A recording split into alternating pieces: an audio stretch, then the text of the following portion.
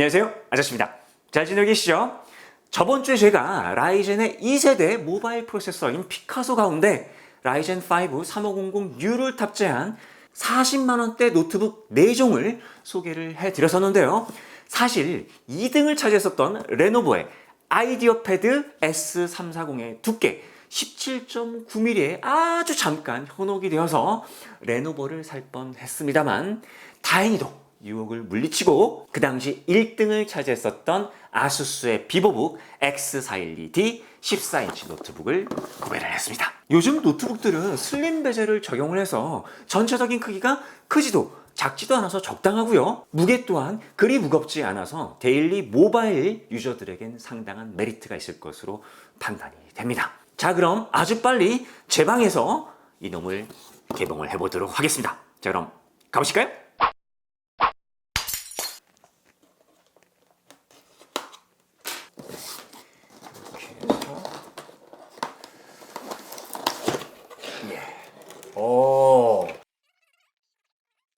사용 설명서 그리고 워런티 카드가 들어있습니다. 필요 없고요. SSD 추가 장착할 때 필요한 부품들을 따로 넣어놨네요. 아, 이거는 참 신경을 많이 쓴 것 같다는 느낌이 확 드네요. 아, 그렇죠. 바로 여기에 이렇게 충전기가 들어있습니다. 충전기 굉장히 조그만하네요. 자, 그 외에는 뭐가 있느냐? 네, 아무것도 없습니다. 자, 상자 필요 없고요. 자, 이제 노트북을 꺼내보도록 하겠습니다. 첫인상이 의외로 상당히 깔끔하다는 느낌인데요. 메탈 그레이 컬러가 주는 색깔 때문인 것 같긴 하지만요, 상당히 단단해 보이는 외관이 나름 인상적으로 보입니다. 이제 노트북을 열었으니까요, 임팩트 없었던 개봉 마치고요, 심오하게 하나하나 열심히 파헤쳐 보도록 하겠습니다. 첫 번째, 아수스 비보북의 디자인과 외관에서 확인되는 기초 스펙을 간단하게 소개를 해드리도록 하겠습니다. 첫인상은요, 이거 알루미늄 하우징인가 하는 기대감이 들긴 합니다. 하지만 하우징은 전체가 플라스틱이고요, 메탈 그레이로 마감이 되어 있습니다. 뭐 그렇게 나쁘진 않습니다. 일단 화면을 열면요, 요즘 유행처럼 번지고 있는 에르고 리프트가 적용이 되었는데요, 키보드가 약 2도 정도 기울게 된다고 합니다. 근데 뭐랄까요, 나 싸구려 아니거든 이라고 항변하는 것 같은 느낌이 듭니다. 어쨌든 키보드에 기울기가 생겨서 타건하기는 좋은 것 같고요. 근데 키보드 백라이트가 없어요. 그럼 이제 여기서 확인이 되는 거죠. 나 그렇게 고급은 아니거든. 그딴 게 뭐가 필요해? 뭐 어쩔 수 없겠죠. 여튼 키보드는 치클렛이고요. 키간 거리는 일반적인 2mm입니다. 근데 키 프로파일이 좀 낮아요. 약 1mm 정도라서 타건감이 약간 딱딱할 수 있습니다. 뭐랄까, 이 바닥을 치는 느낌이라고나 할까요? 맥북 에어 키 프로파일이 1mm가 채 안 되는데 타건감은 상당히 부드럽죠. 네, 뭐 비교할 대상은 아니니까요. 자, 오른쪽 측면에는요, 켄싱턴 락, USB 2.0, 노트북 온 인디케이터, 충전 인디케이터, 마이크로 SD 카드 리더 포트가 있습니다. 그런데요, 이 마이크로 SD 카드 리더 포트의 단점은요, 푸시 앤 이젝트 방식이 아닌 그냥 넣고 빼는 방식이다 보니까 돌출되는 부분이 상당히 많습니다. 저처럼 항상 넣고 쓰는 유저에겐 상당히 거슬리는 부분으로 판단이 되고요. 특히 걸리적거리게 되면서 마이크로 SD 카드의 손상이나 리더 포트의 손상이 발생할 가능성이 있다는 부분은 상당히 아쉬운 부분입니다. 이거 그냥 푸시 앤 이젝트 방식이면 모두 해결될 텐데 말이죠. 자, 일단 그럼 또 반대편인 왼쪽 측면을 좀 보겠습니다. 충전 포트, HDMI, USB 3.1 타입 A, USB 3.1 타입 C, 그리고 오디오 입출력 콤보 포트가 있습니다. USB 3.1 타입 C라서 충전이 되는지 궁금하실 텐데 그런 기능 절대로 없습니다. 뭐 당연하죠. 그리고 요즘 노트북 트렌드 가운데 하나인 유선랜도 없습니다. 뭐 사실 쓸모가 없는 기능이죠. 그렇다면 여기서 이걸 뺐으면 다른 기능으로 좀 업그레이드를 해줘야 되겠죠? 네, 바로 요즘 노트북 트렌드인 지문 인식 기능을 탑재했습니다. 상당히 편리하고요, 보안성도 좋고 인식도 잘 됩니다. 비교했던 4종의 노트북 가운데 유일하게 아수스만 이 기능을 탑재했습니다. 참 잘했네요. 박수를 보냅니다. 그리고 무게는요, 1.5kg이니까요 그렇게 무거운 편 아니고요, 모니터의 베젤도 상당히 얇아져서 전체적인 사이즈가 많이 작아졌습니다. 데일리 모바일용으로도 크게 무리는 없을 것 같고요. 지금 보시듯이 이전에 14인치보다는 좀 작고요, 요즘 13인치 노트북과 비교해도 그리 크지 않다는 것을 확인해 볼 수 있겠습니다. 두 번째, 많은 분들이 걱정하시는 발열 문제를 한번 짚어보도록 하겠습니다. 사실 발열은요, CPU에서 주로 발생하고요, 그 이외에 메모리, SSD, PCB 기판, 배터리 등에서도 열을 발산을 합니다. 하지만 일반적으로 메모리, SSD, 배터리 등은 다른 부품에서 발생하는 열이 전도되지 않는 한 자연 냉각이 가능한 수준이고요. CPU만큼은 강제 냉각이 요구가 됩니다. 자, 그럼 이제 이놈 아수스의 방열 시스템을 한번 보도록 하겠습니다. 하지만 비교가 좀 필요하겠죠. 그래서 HP의 1세대 NB 14인치 노트북과 같이 놓고 비교를 해보도록 하겠습니다. 자, 지금 여러분들이 보고 계시는 것은 HP 1세대 NB 14인치 노트북을 보고 계시는데요. 자, 지금 잘 보시면 이 노트북의 방열 시스템은요, 세 가지로 보통 구성이 됩니다. 첫 번째, 이 쿨링팬의 두께, 그리고 이 팬의 용량입니다. 그러니까 풍량을 어느 정도 낼 수 있냐는 용량이 되겠고요. 두 번째는 이 히트파이프의 두께, 그리고 면적, 그리고 개수가 되겠습니다. 지금 현재는 두 개가 보여주고 있고요.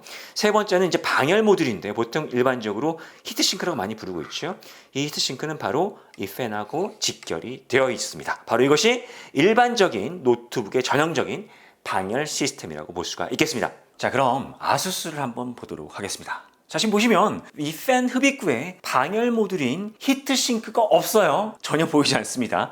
이거 뭐지? 조립하다가 빼먹었나? 혹은 이거 발열 문제 생기는 거 아니야? 라고 생각하실 수 있을 텐데요. 자, 이게 바로 최근 보급형 노트북의 제조 단가와 방열 문제, 이 두 마리 토끼를 다 잡은 공간 방열 시스템입니다. 짜란! 뭐냐고요? 자, 종래 방열 모듈인 히트싱크 시스템은요, CPU 자체에 전도된 열을 쿨링 팬을 통해 방열하게 되는데요. 문제는 히트파이프 주변의 온도가 주변 장치에 영향을 준다는 점이고요. 그래서 이 아수스는 공간 방열을 이용했는데요. 뭐 사실 범용적인 기술이긴 합니다만 조금 더 신경을 쓴 것이 엿보입니다. 자, 이 공간 방열 시스템 핵심은 바로 이 노트북의 하단, 이 케이징인데요. 아이솔레이션 월이 만들어진 모습을 확인해 볼 수가 있겠습니다. 이 메인보드 기판에서 보시면 지금 이 선 보이시죠? 바로 이게 월이 밀착되는 이 라인이 되겠습니다. 자, 그러니까 이 CPU 장치 구간을 다른 SSD나 메모리 구간 등과 구분을 지어서 CPU 장치 구간에서 발생되는 열이 이 다른 장치 구간에 유입되는 걸 일단은 차단을 합니다. 그리고 이 CPU 장치에서 발생되는 열을 충분히 흡수하기 위해서 이 케이징에 전도율이 좋은 구리판을 부착을 하고요. 히트 파이프 두 개의 접점 포인트를 통해서 이 열을 구리판으로 전도되게 하는 구조입니다. 그리고 이 공간 자체는 쿨링팬이 전적으로 냉각을 담당하게 되기 때문에 어떻게 보면 히트싱크 방열보다 더 좋은 결과를 가져올 수도 있습니다. 물론 아직까지는 이 히트싱크를 가진 전형적인 방열 시스템하고요, 이 아수스가 채택한 히트싱크가 없는 공간 방열 시스템이 거의 비슷한 수준의 방열 성능을 구현하는 것으로 분석되고 있다고 하는데요. 제 개인적으로는 이 아수스가 적용한 시스템이 더 나아 보이는 것으로 판단이 됩니다. 방열 시스템 얘기가 너무 길었죠? 자, 곧바로 세 번째 그래픽 성능을 한번 보도록 하겠습니다. 3D 마크로 실제 어느 정도인지 확인해 보았는데요. 파스 점수는 1861포인트이고요. 그래픽 스코어는 2021포인트, 피직 스코어 7752포인트인데요. 초당 프레임이 8.38에서 9.25니까 게임은 좀 많이 힘들겠죠? 그럼 오래된 그리드 게임을 한번 돌려보도록 하겠습니다. 야, 이거 힘들겠죠? 그리드가 GTX 550 정도는 돼야 하는데 좀 못 미치다 보니까 힘드네요. 그래도 롤 정도 플레이는 가능할 것 같습니다. 네 번째, 디스플레이와 색 재현율입니다. 풀 HD의 안티글레어 광시야각이고요. 일부 온라인 쇼핑몰 보니까요, IPS 패널이라고 선전하는 것 같던데 IPS 아닙니다. 제 판단으로는 AHVA 패널이 되겠습니다. 자, 그럼 곧바로 NTSC 45%라는 이놈의 색 재현율을 한번 보도록 하겠습니다. RGB, 블랙, 화이트 5가지의 색을 같이 확인해 보도록 하겠습니다. 그리고 색 재현율 확인을 위해서 색감이 좋은 사진도 같이 비교해 보도록 하겠습니다. 하지만 카메라를 통해 색의 왜곡이 발생되니까요, 제가 보는 느낌과는 많이 다를 수 있다는 점은 미리 말씀을 드리도록 하겠습니다. 화이트를 먼저 확인해 보도록 하겠습니다. 지금 보시면 예상과는 달리 아수스가 가장 깨끗한 흰색을 구현하고 있고요. 블랙은 아수스가 압승이네요. HP 1세대 14인치는 빛샘이 좀 상당히 심한 편이고요. 그나마 HP 3세대 13인치가 빛샘 현상은 적은 편이고요. 아수스가 빛샘 현상이 가장